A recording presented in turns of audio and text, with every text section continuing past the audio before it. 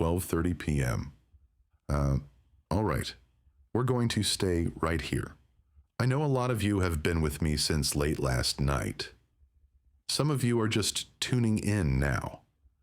I'm going to try to pull this together as cleanly as I can because things are coming in fast and they're coming in from a lot of places at once. Let me start with New York because everything still radiates out from there. Just before noon, city officials acknowledged that several large medical facilities are no longer accepting patients under any circumstances. That's the wording they're using. Not diversion, not overcapacity, not accepting. Ambulances are being told not to attempt entry. Police are being told not to respond inside those locations unless absolutely necessary. Those instructions are being given verbally, unit to unit. They are not written down yet. That should tell you something. Almost immediately after that acknowledgement, similar language started appearing elsewhere, though no one is saying it out loud in the same way. In Newark, emergency departments reported internal safety issues and suspended intake for neurological cases. In parts of Long Island, EMS stopped transporting to hospitals altogether and began staging patients in improvised holding areas.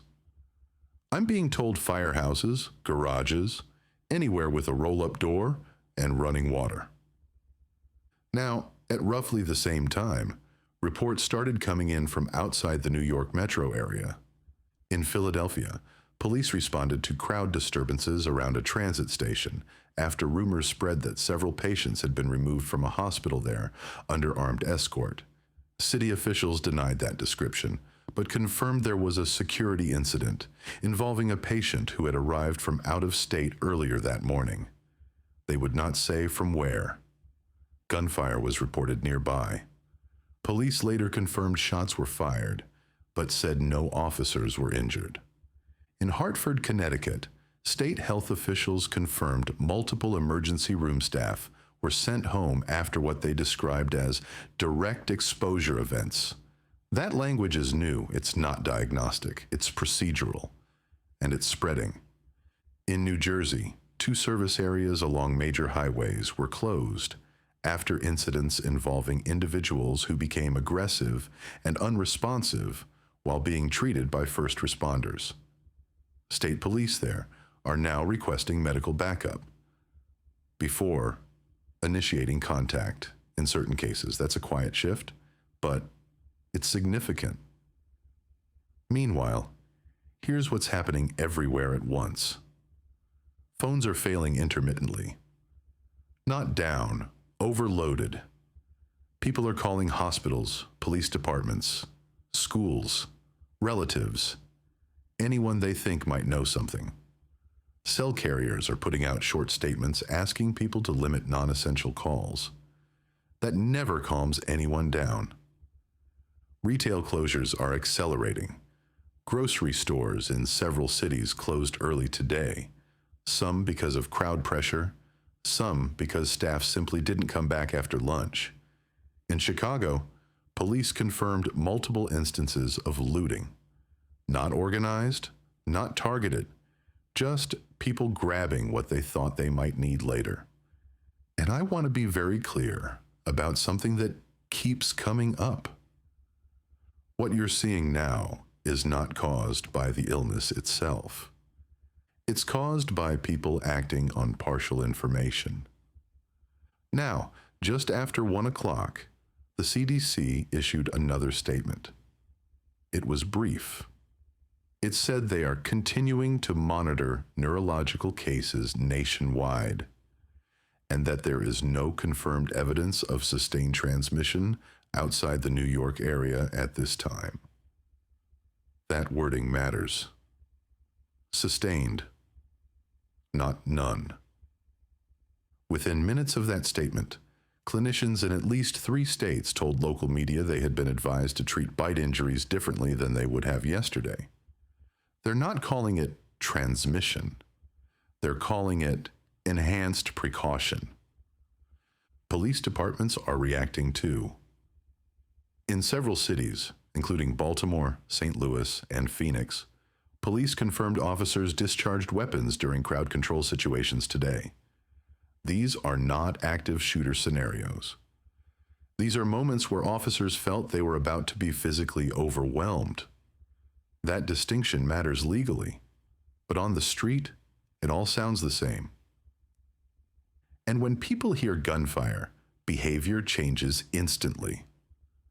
Traffic data now shows outbound traffic from multiple major cities increasing at the same time. Not evacuation orders, just people leaving, going somewhere quieter, somewhere they think might be safer. Airports are strained. Flights are delayed not because of cancellations, but because crews aren't showing up. In some cases, planes are full and sitting on tarmacs waiting for staff. It's about 2:30 right now. If you're listening and wondering if this is still just New York, here's the honest answer as it stands in this moment. The event is still centered there. The largest concentration of illness is still there. The worst loss of life is still there. But the reaction is national, and reactions don't respect borders. We're going to stay on this. I'm going to keep sorting what's solid from what isn't, and I'm not going to get ahead of myself or you. If you're somewhere that's calm right now, stay there. Do not go looking for answers in a crowd. They're not there. This is KPRX. I'm Tom Harlow. Stay with me. 2:30 p.m. All right. We're still here. It's just past mid-afternoon, and if you've been with me since the very early hours, you probably feel this in your bones as much as I do. The pace of this thing has changed again. When we started the day, New York was the story, and everyone else was watching. As we move past 2:30, that's no longer true. People aren't just watching anymore. They're reacting. Let me start with what's been confirmed in the last little while. Health officials in New Jersey have now acknowledged what they're calling a linked case. That's their phrase. A patient who traveled out of New York early this morning developed neurological symptoms several hours later and is currently in isolation at a regional facility. They did not say coincidental or unrelated. They said linked, and they made a point of stressing that there is, quote, no evidence of widespread transmission. But we're not really in a place where reassurance sticks anymore, are we? In Connecticut, there's a similar story with sharper edges. Overnight, police responded to what they called a medical disturbance at a rest stop. During that incident, at least one person was bitten. That individual seemed stable at first, until was sent home, then reappeared at a hospital midday in significant neurological distress. That hospital is now closed to new patients. Staff have been sent home or reassigned. The state is asking people not to come to emergency rooms except for life-threatening emergencies.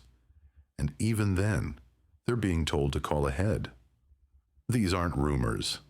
These are official statements, read into microphones by people who look very tired. And while all that's happening on the medical side, the social side is catching fire. In Philadelphia, the mayor's office has announced a citywide curfew beginning this evening. The language is thin due to ongoing disturbances and public safety concerns. On the ground, what that looks like is smashed windows, fires in trash cans, people running not necessarily away from something, but just away. Police there have confirmed multiple instances of shots fired during what they're calling crowd control operations. They won't say how many of those shots came from uniforms and how many from people in the crowd.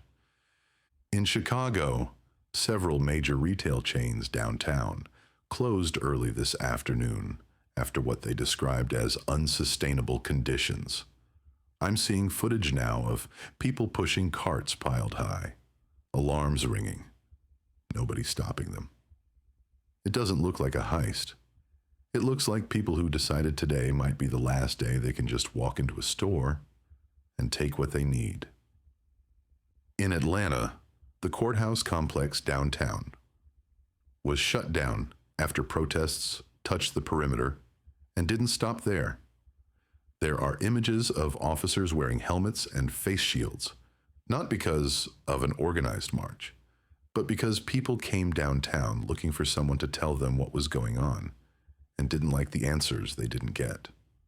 All of this is happening while the central medical picture is still relatively narrow. The vast majority of confirmed neurological cases are still tied to New York City and its immediate orbit, but behavior is not following that map anymore. Behavior went national around lunchtime. Air travel is stuck in the middle of this. Regional airports on the East Coast are reporting significant delays, not from mechanical issues, not from weather, but from crews simply not showing up to work. Flight attendants calling in, pilots stuck in cities that don't want incoming planes, ground crews being asked to work double shifts or being told to go home because it isn't safe on the edges of the airport property. There are planes on the ground right now with passengers on them and not enough people to move them. There are planes in the air that have been told to circle because their destination is suddenly not sure it wants them. All of that means more people stuck in in-between spaces, terminals, train stations, parking lots, and those are exactly the kinds of places where fear gets thick. Federal health agencies are trying to stay measured. The CDC's last update, about an hour ago, repeated the line that there is no confirmed sustained transmission outside the New York region. They also added a sentence that hasn't gotten much play yet. Clinicians nationwide are being asked to report any unexplained neurological events immediately, especially when accompanied by aggressive or non-responsive behavior. That's a very careful way of admitting they're looking for this everywhere. Now. Meanwhile, law enforcement is getting its own version of the script. In at least 3 states, officers have been advised, off-camera, over internal channels, to avoid close physical contact with individuals showing advanced symptoms unless there is absolutely no alternative. Tasers, batons, physical holds, all of the usual steps on the force continuum become complicated when the person you're trying to restrain might be infectious in a way nobody fully understands yet. And so we've seen more guns come out, not as a strategy, as a reaction. Baltimore confirmed a short time ago that officers discharged weapons during what they called a rapidly deteriorating situation near a shopping district. No numbers, no details. Just the acknowledgement that lethal force was used to keep officers from being overwhelmed by a crowd that didn't respond to commands. Phoenix police reported something similar. An officer trapped between vehicles when a group rushed a barricade. Shots fired. No fatalities confirmed on the record, but multiple injuries, some from bullets, many more from people trying to get away from the sound. Gunfire, once it enters a situation like this, changes the emotional temperature instantly. It doesn't matter whether it's justified or not. It's loud. It echoes. And it becomes the only thing people remember when they go home, or when they decide not to go home. Social media is amplifying all of this. My screen here in the studio is full of shaky videos from phones held at chest height or above crowds. Some of them real, some of them old, some of them mislabeled, all of them being reacted to as if they're happening right now on the viewer's street. We're seeing clips of people collapsing on sidewalks, of officers backing through doorways, of what look like chaotic scenes in hospital corridors. Some of these have been verified. Many have not. Almost none of that matters to the people watching them. If you're in a quiet neighborhood in a city that's still functioning, and you see a video of a crowd somewhere else running from something you can't see, your lizard brain doesn't care about verification. It asks one question: is that us next? Governors are starting to answer that question with hard tools. National Guard units in several states, I won't name them all because the list isn't stable yet, have been activated or placed on standby. Officially, they're there to protect critical infrastructure and support law enforcement. Unofficially, they're there to be visible, to be a human line between order and the perception that there's no one in charge anymore. You can feel it, can't you? The sense that the grown-ups in the room are having the same internal argument everyone else is. Do we stay calm and risk being too slow? Or do we move fast and risk making it worse? In that space, panic blooms. Outbound highways are full again, not just out of New York, but out of other cities now. Philadelphia, parts of New Jersey, even secondary cities like Albany.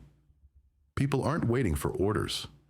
They're making their own decisions with the information they have, and that information is incomplete.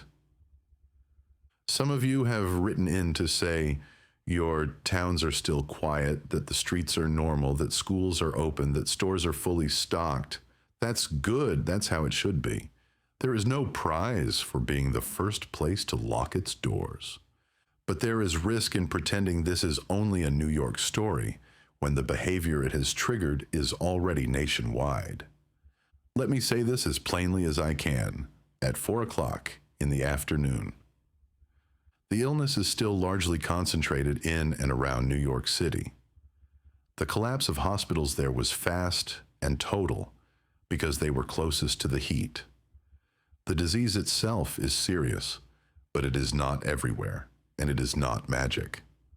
What is everywhere now is fear, and fear is doing more damage today than the neurological condition is, at least outside New York.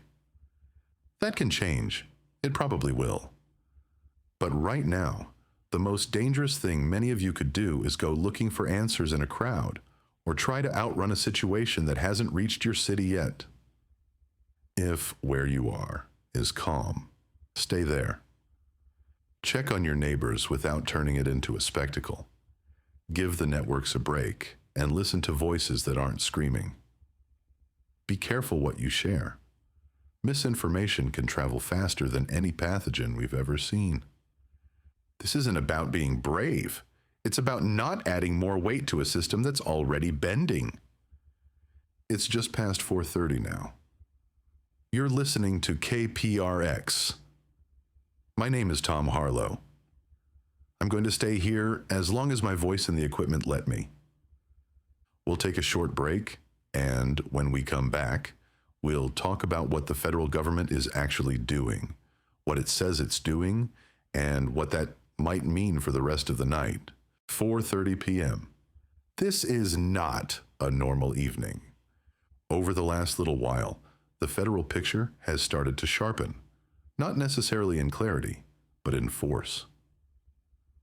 Just after 4:30, the White House released a short statement confirming that the president will address the nation tonight. No time was given initially. That in itself tells you something. When a time isn't announced right away, it means they're still arguing over what can safely be said. Behind the scenes, governors are no longer waiting. We're now getting confirmations from multiple states, not rumors, not leaks, that National Guard units are on the move. Not everywhere, not in formation, but deployed to specific nodes. Transportation hubs, distribution centers, fuel depots. This isn't martial law. This is triage. In New York, the situation continues to deteriorate rapidly. We're learning that several borough-level emergency operations centers are no longer functioning. Not offline, just unreachable. Officials there are now using the phrase localized command loss. That means some decisions simply aren't being made anymore. When a city stops deciding, events decide for it. The numbers coming out of New York are starting to break the language officials were using this morning. Fatalities are now being described as in the thousands, though no official figure has been released. Hospitals that were previously described as inaccessible are now being referred to internally as lost facilities. That's not a public label. That's operational shorthand. And as that reality sinks in, the evening behavior has changed. Traffic cameras across several major cities are showing a pattern that emergency planners fear more than almost anything: gridlock with no direction. Cars stopped not because of accidents, but because drivers are second-guessing where they're going. People pulling over to check their phones, people abandoning vehicles entirely. In Los Angeles, far from the epicenter, police confirmed multiple freeway incidents where crowds formed around stalled vehicles after rumors spread that someone nearby was sick. Officers ended up firing weapons into the air in at least one case to clear space. No confirmed injuries from gunfire. Plenty from trampling. That's how quickly fear turns kinetic. In Dallas, a large shopping center closed its doors mid-afternoon after shoppers rushed exits following a false report of an infected person inside. There was no patient, no confirmed illness, but 7 people were hospitalized from falls and crush injuries trying to get out. Again, the illness did not cause those injuries. The idea of it did. Emergency call centers across the country are now overwhelmed. Operators are reporting callers describing symptoms in real time as they listen to news broadcasts. People checking themselves while they talk, asking if confusion means infection, asking if anger means infection, asking if fear itself is a symptom. There are not enough answers to meet that volume of questions. And into that uncertainty, the CDC released another advisory just before 6. It advises healthcare facilities nationwide to prepare for potential patient surges linked to behavioral disturbances. It does not use the word transmission. It does not use the word contagion. But it does, for the first time, explicitly recommend that facilities coordinate with law enforcement for internal security. That is not normal medical guidance. Law enforcement messaging has shifted too. In several states, police departments have publicly acknowledged that officers may use lethal force if confronted by individuals who demonstrate persistent and dangerous aggression, unresponsive to less lethal measures. That is a broad authorization, and one that will be interpreted very differently from street to street. And that means tonight is going to be uneven. Some places will lock down quietly. Neighbors will text each other.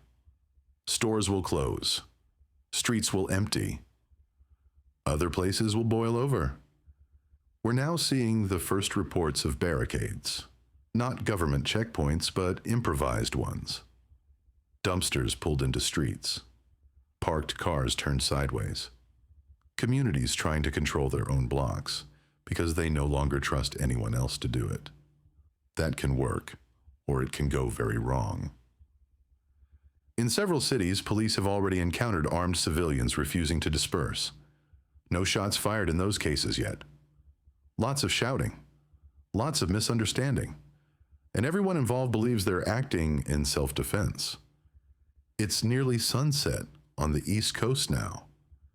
If you're listening somewhere calm, you may be tempted to think this is still exaggerated, that it's a problem for someone else, for bigger cities, for places already broken. This is where perspective matters. Right now, the illness is still geographically limited. The behavioral collapse is not. And behavior is what sets the conditions for what comes next. This evening is the hinge. How people act over the next few hours, how much they move, how much they trust, how much they push, will shape the rest of this week. I don't say that lightly. Stay where you are if it's safe. Avoid crowds. Do not carry fear from a screen into a street. There is no advantage in being first to panic. It's 6:30 now. You're listening to KPRX. I'm Tom Harlow. The president is expected to speak later tonight, and when that happens, we'll listen together. I'm still here. We'll keep going.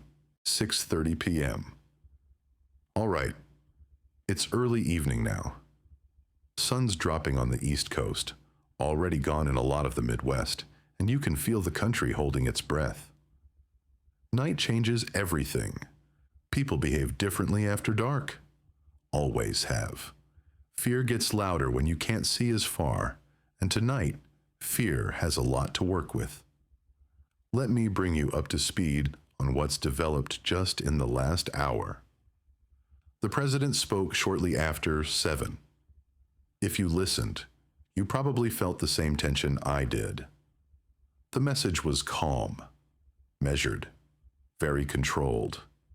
He acknowledged the situation in New York, confirmed that federal resources are being deployed, and urged people nationwide to remain calm, stay off the roads, and follow local guidance. He did not announce a national emergency. He did not announce travel restrictions, and he did not address transmission directly. For some people, that was reassuring. For others, it sounded like evasion. And in a situation like this, perception matters as much as policy. Almost immediately after the address ended, we saw curfews stack. Philadelphia moved its curfew earlier. Chicago followed. Several smaller cities, places that rarely make national news, quietly issued their own, hoping to get ahead of the night. Compliance has been mixed. In some areas, streets emptied out fast. People wanted to be home. In others, crowds formed instead. Not protests exactly, more like gatherings of nervous energy. People watching each other, filming, waiting for something to happen. And in a few places, something did. In Cleveland, police confirmed multiple structure fires downtown. No confirmed cause yet, but officers on scene reported being unable to approach initially because of crowd hostility. Shots were fired there as well. Again, no official breakdown of who fired first or why. Baltimore's harbor area was cleared entirely after several officers were injured trying to break up a fight that started over rumors, just rumors, that someone nearby had been bitten. No patient was ever identified. That didn't matter to the people running. We're now seeing violence emerge from accusation alone. On the West Coast, it's a different rhythm, but it's heading in the same direction. Los Angeles officials confirmed earlier this evening that several hospitals have activated internal lockdown procedures. Not because they're overwhelmed with patients yet, but because they're afraid of what might walk through the doors once rumors finish racing ahead of reality. Seattle reported an incident involving a patient restrained by police inside an emergency department who later died. Cause of death not released. The hospital cleared the floor, and police sealed the wing. Those are the kinds of stories that spread fast and never land clean. And while all of that is happening, New York continues to bleed. The latest internal estimates, not official, not briefed to the public, put casualties well beyond what anyone was willing to say this morning. Entire neighborhoods are described as inaccessible, not because they're fenced off, but because there's no one left able or willing to go in. At a certain scale, a city stops being something you manage. It becomes something you avoid. Transportation into and out of New York is now almost entirely disrupted. Trains are stopped or turned around. Buses aren't entering. Bridges are gridlocked in both directions, some by people trying to leave, others by emergency vehicles that never make it through. Helicopters were used extensively earlier today for transport and surveillance. That's slowed down now. Fuel, fatigue, and airspace congestion are setting limits, which means tonight, New York is largely on its own. I know that's a hard sentence to hear. And outside the city, people are beginning to realize that help, if it comes, may not come fast. Not everywhere. Not for everyone. We're getting reports now of armed civilian patrols forming in several suburbs outside major cities. Again, not organized, not coordinated. People with flashlights and handguns standing at the ends of streets, convinced they're protecting something. Sometimes they are. Sometimes they're just adding another fuse to the pile. There have already been close calls, mistaken identity, people challenged for walking their dog, people chased because they looked wrong. Police are trying to shut that down where they can, but there aren't enough officers to be everywhere.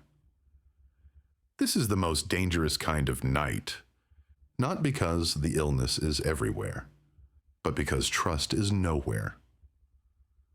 The CDC issued one more update just after 8. Again, the language is careful.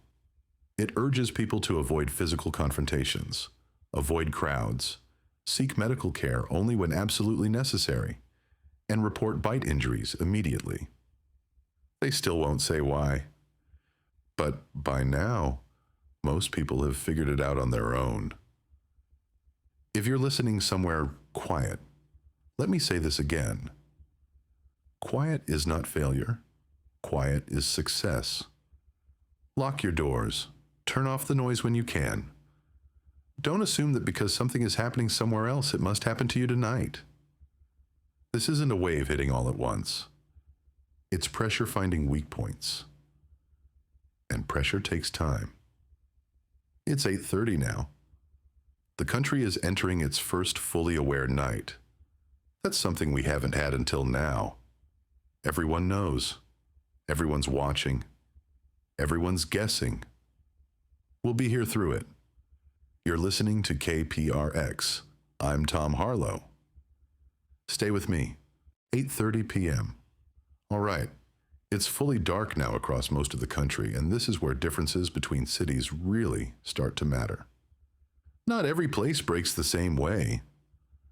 I want to be careful here, because it would be easy and wrong to paint everything with the same brush.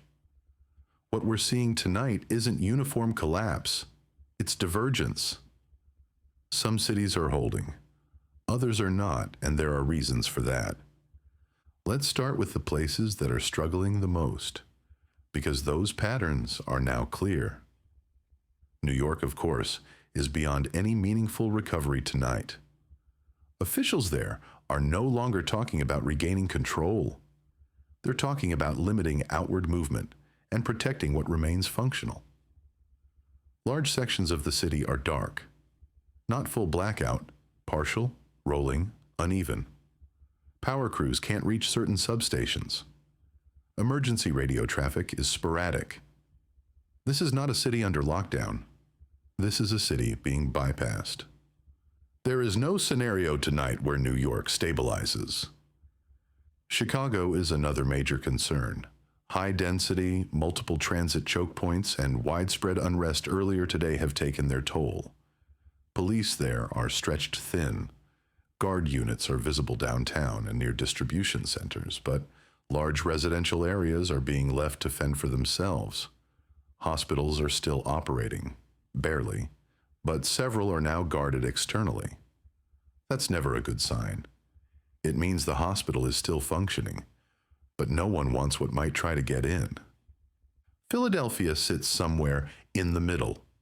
The curfew there seems to have had some effect. Streets are quieter than earlier tonight, but it's not calm. It's tense, like a held breath. Police leadership there acted early, and it probably saved them from the kind of spiral we saw elsewhere. For now.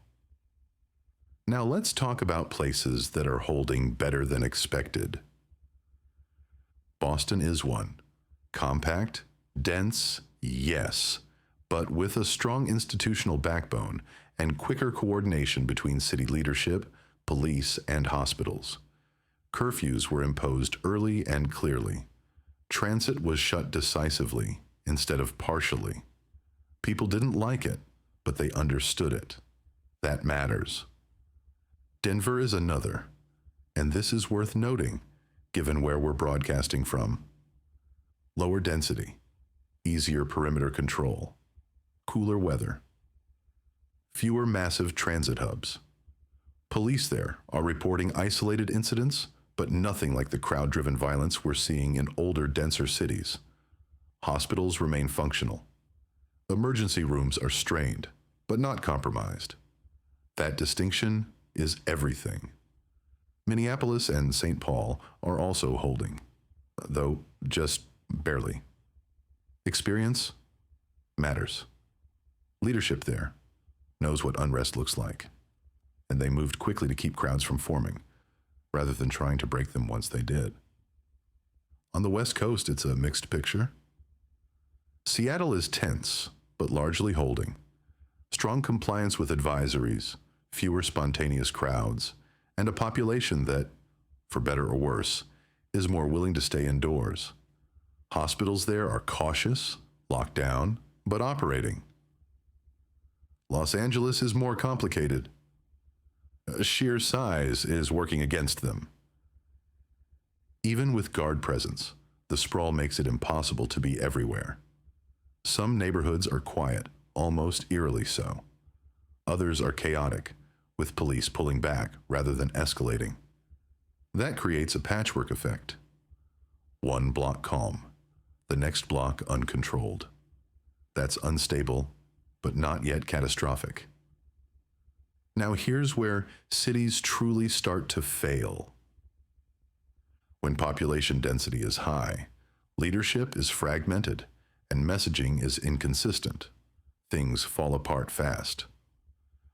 We're seeing that tonight in parts of Detroit, St. Louis, and sections of Houston. Not the whole cities. Specific corridors, specific neighborhoods, emergency calls unanswered, police disengaging rather than escalating. People forming their own rules in the absence of clear ones. Those are the places most likely to spiral overnight. And spirals don't make headlines until morning. One more thing I need to say, and it's important. Defense is not just about guns or guard units or police presence. It's about whether people believe someone competent is in charge. Belief keeps doors closed. Disbelief opens streets. That's why some places with fewer resources are holding, while others with massive infrastructure are failing. The CDC has finally shifted its tone tonight. Still no press conference, but guidance released quietly. To state health departments acknowledges that bite-related transmission is probable based on collected case data. That word, probable, is already leaking. By tomorrow, everyone will know it. And once everyone knows it, behavior changes again. We're already seeing that shift. In several cities that were quiet earlier, police are now reporting people refusing to assist injured strangers, leaving them behind, crossing the street, locking doors. That's not cruelty. That's fear teaching people a new rule. The tragedy is that it works, right up until it doesn't. As we approach 10:30 tonight, here's what I can say with confidence. Some cities will wake up tomorrow, bruised but intact. Others will wake up missing pieces they won't be able to put back. And New York won't wake up the same way at all. If you're in a place that's holding, do not force it to test itself. Stay in. Stay quiet. Stay boring. Boring is good tonight. You're listening to KPRX. I'm Tom Harlow. We'll stay with this through the night, and when something changes, really changes, you'll hear it here. Stay with me. 6 a.m. I was off the mic overnight. Slept here in the building. I'm going to recap what happened while I was out, then we'll move forward. New York did not stabilize overnight. New York is now being described in internal briefings as non-functional. That doesn't mean empty. It means movement stopped mattering. Bridges and tunnels are not moving. Not closed, not flowing. Stopped. Vehicles abandoned mid-lane. Accidents stacked on accidents. Emergency units unable to reach incidents because there is nowhere to put them. Police confirmed overnight that they are no longer attempting to clear exits except for limited escorted government movement. For civilians, there is no way out. Multiple sources confirm infected individuals are present on roadways, inside stalled vehicles, between cars, and along exit ramps. Not in waves, not organized, just trapped where the city stopped. Anyone attempting to move through those areas overnight was advised to turn back or shelter in place. Most did not succeed. Hospitals are no longer being referenced by name. They are being referred to as sites. Several of those sites are unreachable. Patient evacuation is no longer possible. Responders have pulled back entirely from multiple zones. Power is intermittent. Water pressure is failing in parts of the city. Fatality estimates crossed well beyond what was being discussed yesterday. No public figure has been released. Internally, the language is mass casualty saturation. Outside New York, the impact changed overnight. Seattle deteriorated rapidly. Emergency services withdrew from downtown, the waterfront, and several residential zones after repeated responder injuries. Ferry terminals remain shut. I-5 access through the city is unreliable due to abandoned vehicles and incidents. Officials there have stopped using the word control. Portland followed a similar trajectory. Police suspended response to large portions of the east side overnight. Multiple fires burned unattended. Hospitals there are functioning only under armed protection. Los Angeles remains partially functional, but movement is restricted. Several major freeways experienced overnight stoppages due to abandoned vehicles and crowd incidents. Guard units are deployed primarily to keep access routes open, not to clear streets. Chicago remains unstable. Downtown corridors blocked. Emergency response limited. Guard units holding fixed positions. Denver remains operational. Hospitals open. Traffic moving. That distinction matters. At approximately 3 a.m. Eastern, the CDC confirmed bite-related transmission in guidance to all states. This is no longer theoretical. Exposure protocols are now active nationwide. After that guidance went out, emergency call volumes dropped sharply. Not because incidents decreased, but because people stopped expecting help. It's 8 a.m. now. Several governors confirmed movement restrictions overnight. These are not evacuations. These are attempts to slow spread. Air travel remains heavily reduced. Rail service limited. Highways near major cities remain unpredictable and in some cases dangerous. By 9 a.m., Additional bite-linked cases were confirmed in New Jersey and Pennsylvania, tied to individuals who left New York before movement stopped. These are being described as contained. That word is doing a lot of work. It's 10 a.m. I want to be very clear. New York is not evacuating. It is not being cleared. It is being left where it is. What happens inside the city today will not be fixed quickly. You're listening to KPRX. I'm Tom Harlow. If where you are is still functioning, stay there. We'll keep going. 10 a.m. All right. It's just past 10 in the morning. We're going to keep moving. Since I last reset, the National Guard presence around New York has changed. This is no longer staging. Multiple sources now confirm Guard units are physically blocking access points into and out of the city. George Washington Bridge, Lincoln Tunnel approaches, parts of I-95, north and south. Not fully sealed, but functionally closed. Vehicles are being turned back or stopped entirely. In some cases, there's nowhere to turn back to. That's important. I'm being told several highway approaches have become static zones. Engines off, people out of cars, abandoned vehicles used as cover. And yes, infected individuals are present among them. Not rushing. Just moving when they can. This is not an evacuation perimeter. This is a cork.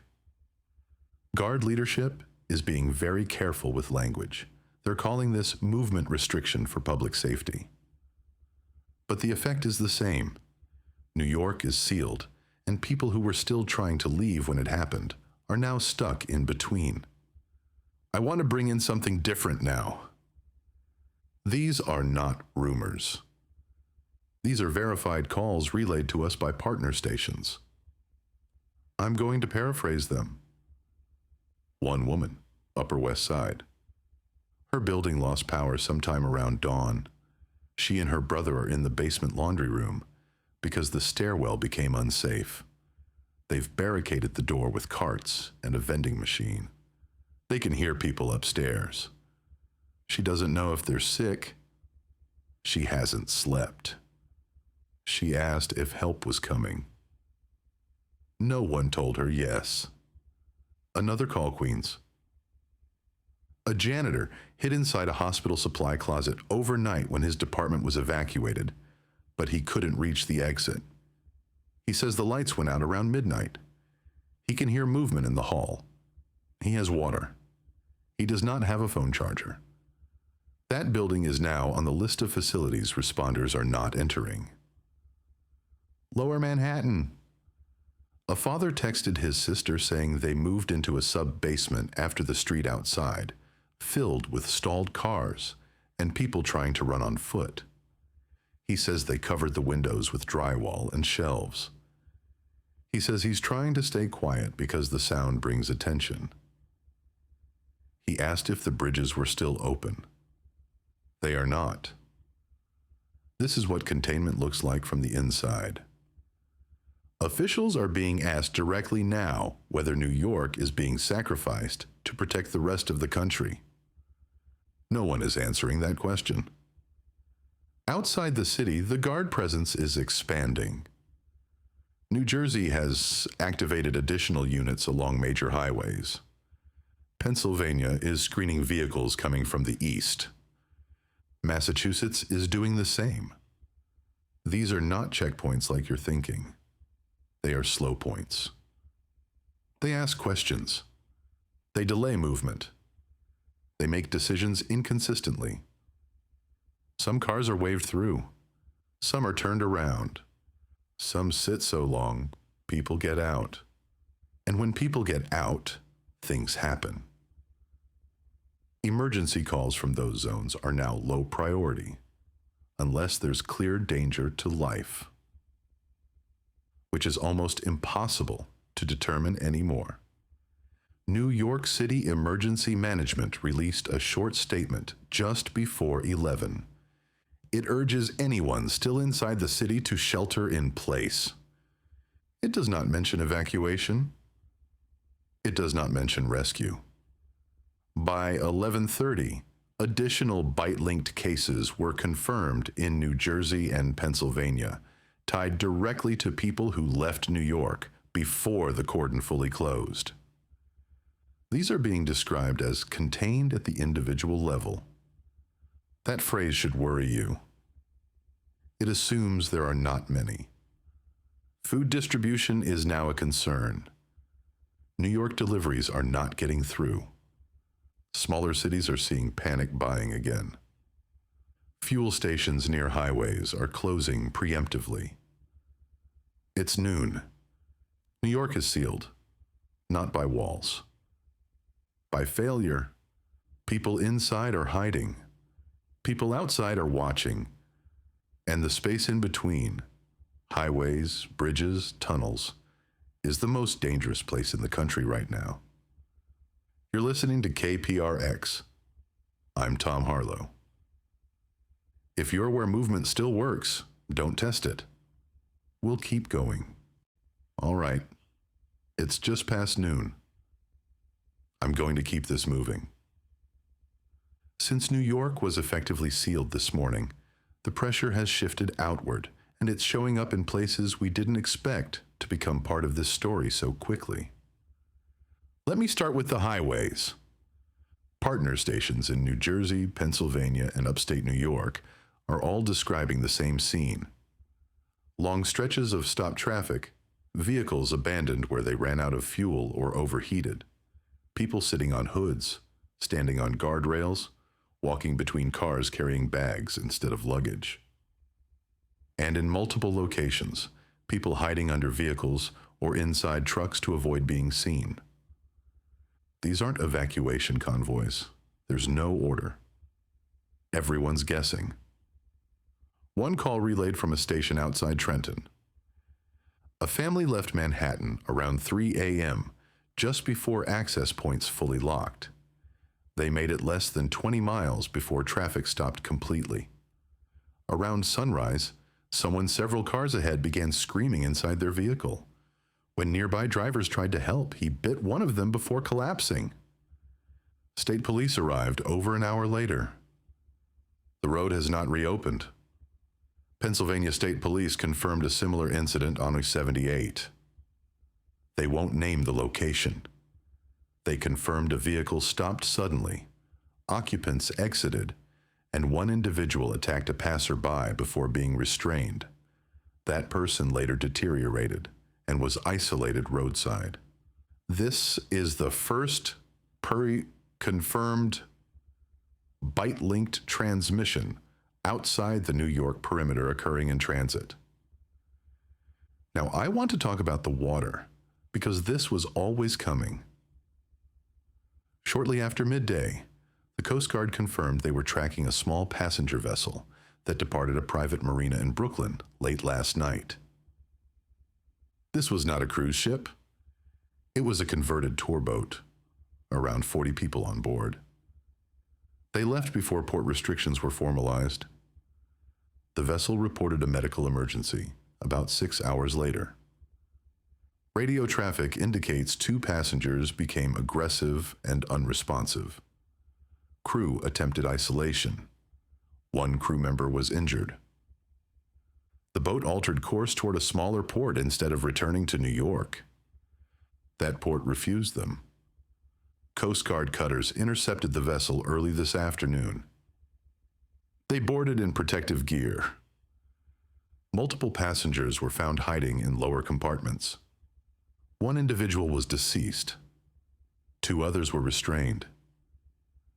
The vessel is now being escorted to an offshore holding area.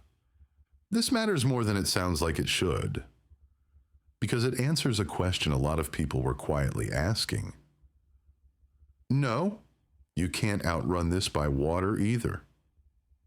Partner station WGBH in Boston reports heightened port security following that interception.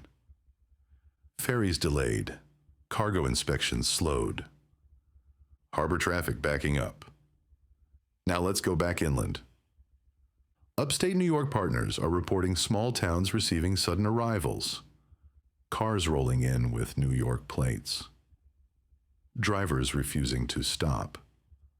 Others begging for fuel or food.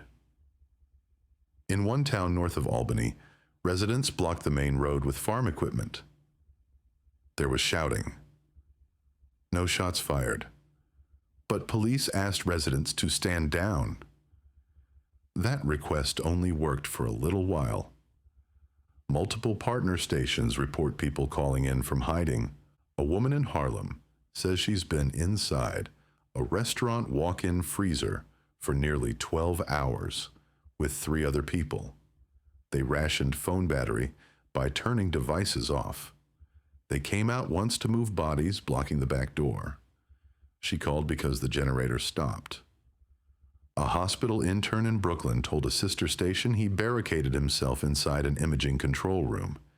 He says the hallway outside went quiet around dawn. Not calm, quiet. He hasn't moved since. These aren't isolated. These are now common. At around 1 p.m., guard units extended perimeter control further out. Not just exits from New York, but secondary highways, service roads, rail crossings. Containment is widening. States are reacting differently. Some are sealing hard. Others are still screening and hoping. And that gap is producing tension. A call relayed from a station in western New Jersey. 2 vehicles were waved through a checkpoint. A third was stopped. Occupants tried to reverse. Another driver fired a handgun into the air. Guard responded by detaining everyone involved. No confirmed infection in that incident, but multiple injuries. By 2 p.m., several governors issued statements urging people not to attempt entry into neighboring states. Again, not orders, but people are treating them like walls. Now, one more development I need to share. Partner stations along the coast report at least 2 private vessels refusing Coast Guard instructions and attempting to land anyway. One was stopped. One is unaccounted for.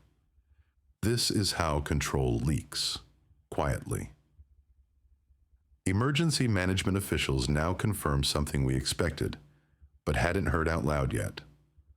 They are no longer planning rescue operations inside New York.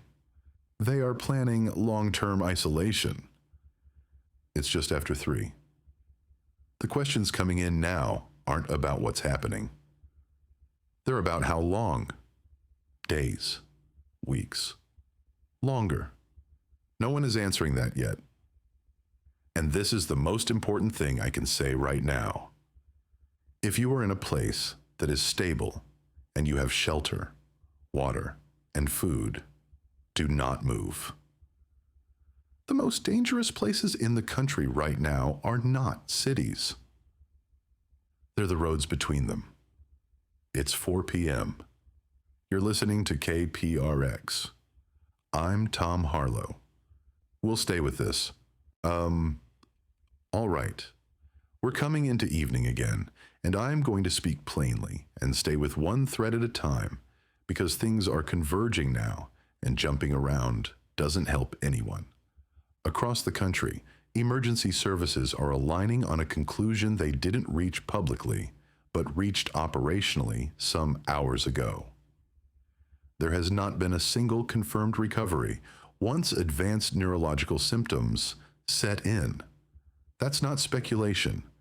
That's coming from emergency medicine, from guard medical officers, from hospital administrators who stayed long enough to see patterns form and then watched everything else break around them. People don't stabilize. They don't cycle back. Once higher function is gone, it doesn't return. That realization has quietly rewritten how responders act, even if the language in public briefings hasn't caught up yet. What that means on the ground is difficult, and I'm not going to dramatize it.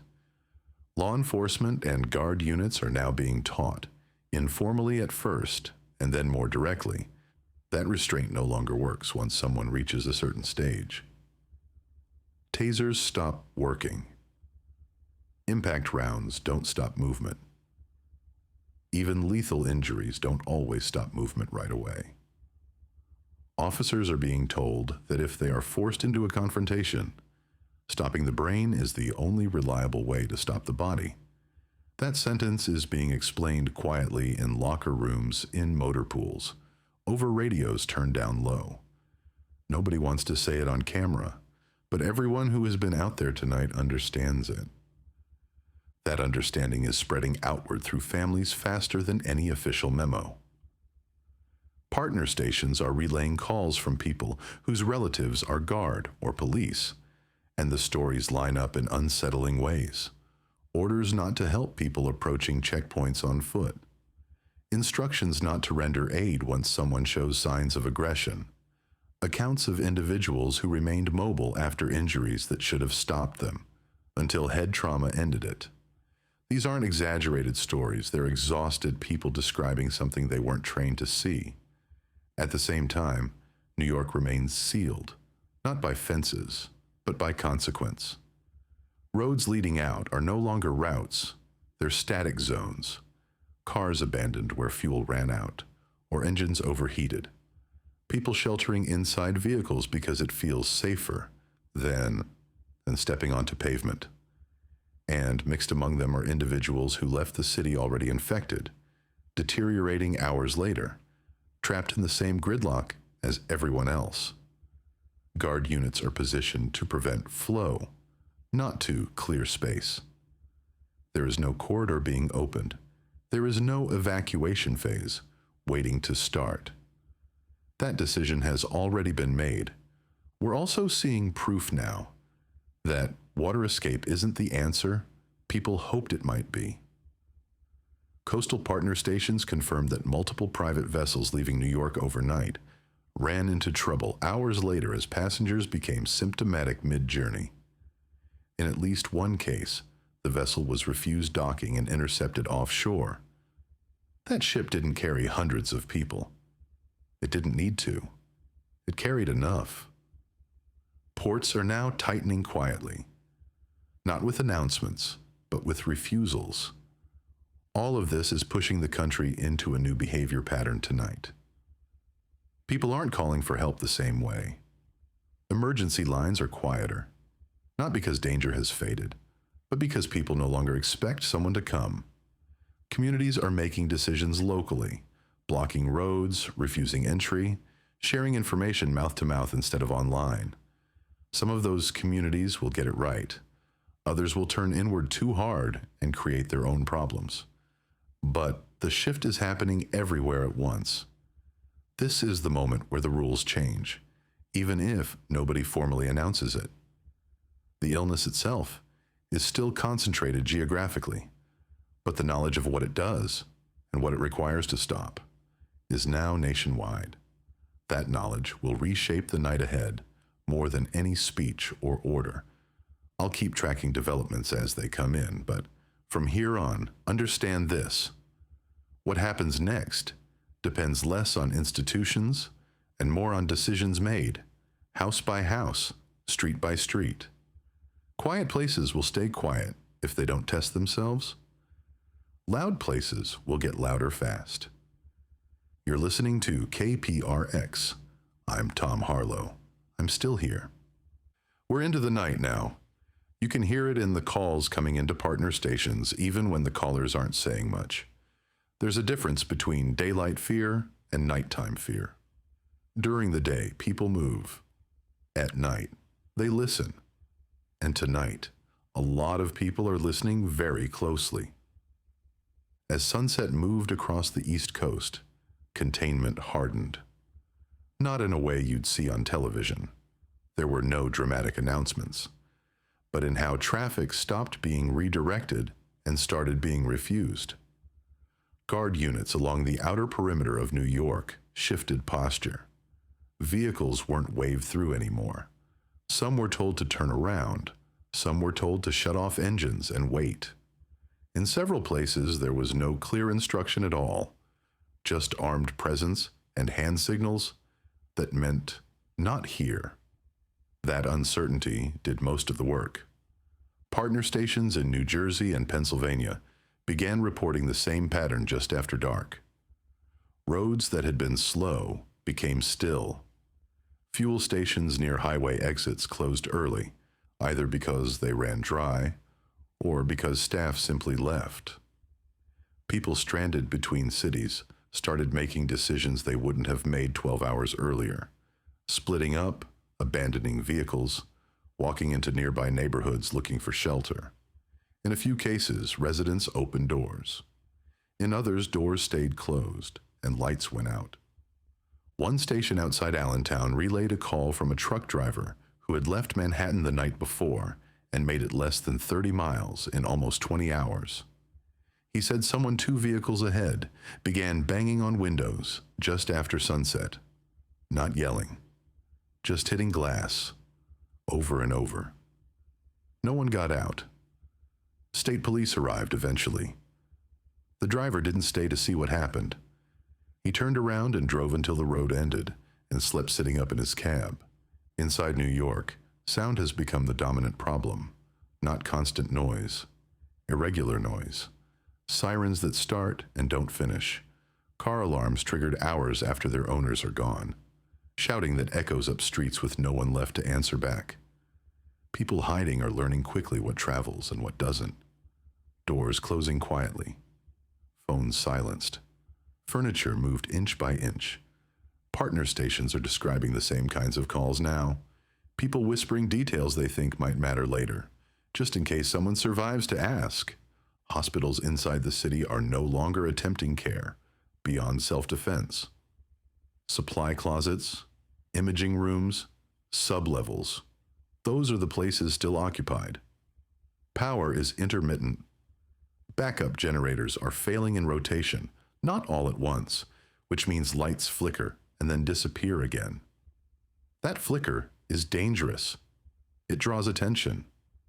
Responders are no longer going in to retrieve anyone. That phase ended sometime before sunset, though no one stamped it with a time.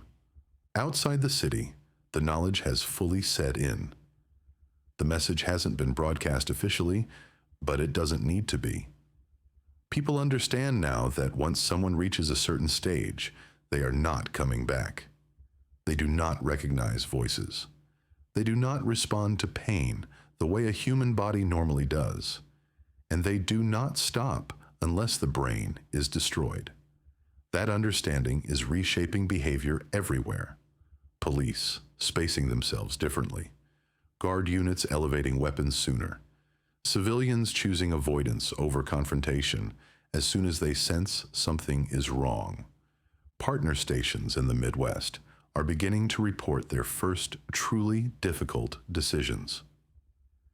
Town councils holding emergency meetings and deciding, quietly, not to accept any traffic from the east.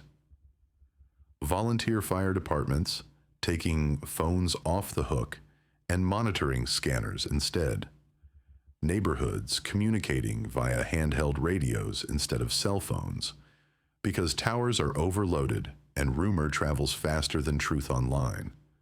This isn't panic in the cinematic sense. It's people making cold calculations very quickly. As the night deepens, water becomes a quieter concern. After the earlier incident with the passenger vessel, coastal authorities are treating unregistered arrivals as potential threats. Some boats are being escorted offshore and told to wait. Others are simply being refused acknowledgement. On inland rivers, locks are being closed for maintenance. That's the language being used. Everyone understands what it really means. We are entering the first night where the country is not asking what this is anymore.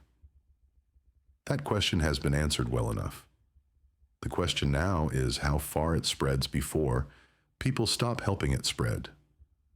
Movement is the enemy tonight, and the places that survive the night intact will be the ones that limit it hardest, even when that choice feels cruel in the moment. It's late now. Calls are coming in less frequently, but they're heavier when they do. People aren't asking for explanations. They're asking whether staying where they are is the right decision. In most cases, the answer is yes.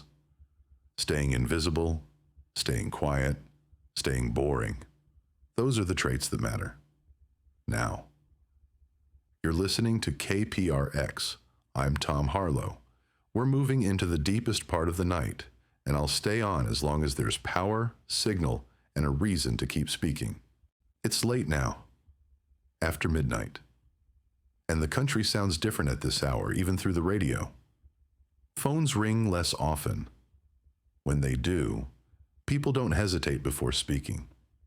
They already know what they're going to say, and they're choosing words carefully because they don't know who might be listening with them.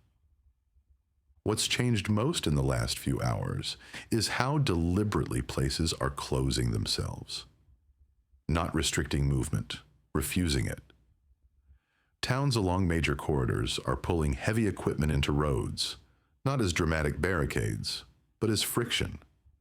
Snowplows, municipal trucks, farm machinery, enough to slow vehicles and force decisions before people reach the edge of town.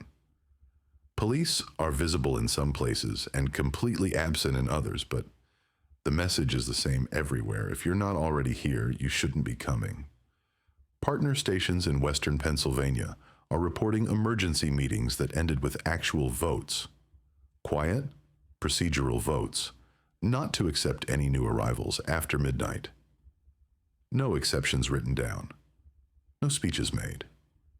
Just a shared understanding that whatever happens next will happen with the people already inside the line. That single decision stopped more movement than any federal statement issued all day. Inside the New York perimeter, there is very little new information, and that absence matters. Radio traffic from responders has thinned to brief, fractured bursts with long stretches of silence between them. Helicopter activity has nearly disappeared. The last verified aerial footage showed isolated fires, scattered light, and long black corridors through the city where nothing is moving at all. Those areas aren't safe. They're avoided. The people still alive inside the city are learning quickly that survival now depends on stillness. Sound draws attention. Light draws attention. Movement draws attention. Partner stations are relaying calls from people sheltering in sublevels, basements, storage rooms, mechanical spaces, anywhere with a solid door and no windows. Hospital supply closets, service hallways, boiler rooms. They talk about counting footsteps, about recognizing repeating sounds, about learning which noises pass and which ones don't. On the highways, the night has made everything worse. Traffic that stalled earlier hasn't cleared. It's cooled. Engines off. People asleep in seats. Others wandering between vehicles. And moving among them are individuals who don't rest. State police confirm multiple nighttime incidents where movement appeared suddenly among stopped cars, doors opening, figures stepping into lanes, people running without direction. In every confirmed encounter where individuals continued advancing after severe injury, officers eventually used lethal force aimed at the head. Those encounters ended the same way every time. That pattern is no longer in question. Guard units understand it now. Law enforcement understands it. Distance is the priority. Engagement only when unavoidable. Wider perimeters. Fewer verbal commands. Faster escalation when lines are crossed. This isn't panic. It's adaptation under pressure. Waterways have gone quiet. After earlier vessel incidents, coastal authorities are no longer responding to calls from approaching boats unless the vessels are already known. inland ports are locking gates. Marina lights are going dark. The idea that water offered escape is fading. It doesn't. It only removes options. What's happening now is harder to notice than the chaos earlier. There are fewer crowds, fewer sirens, less noise overall. Instead, there is restraint. Families choosing not to open doors, neighborhoods turning off porch lights, towns deciding not to be generous in ways that could get them killed. These are not heroic choices. They are survival choices. Among responders, the final piece of understanding has settled. Once advanced symptoms appear, the person is gone. The body remains. The body moves. And the only reliable way to stop it is catastrophic injury to the brain. That knowledge isn't debated anymore. It's applied quietly, one situation at a time, by people who will carry it for the rest of their lives. This is the night when comforting stories end. There is no cure arriving in the morning. No unit clearing cities block by block. No evacuation wave that resets the board. What survives tonight survives because it stayed still, stayed quiet, and stayed out of the way. If you're listening somewhere safe, understand this isn't the calm before the storm. This is the storm changing shape. The loud part already happened. What follows determines how far it goes.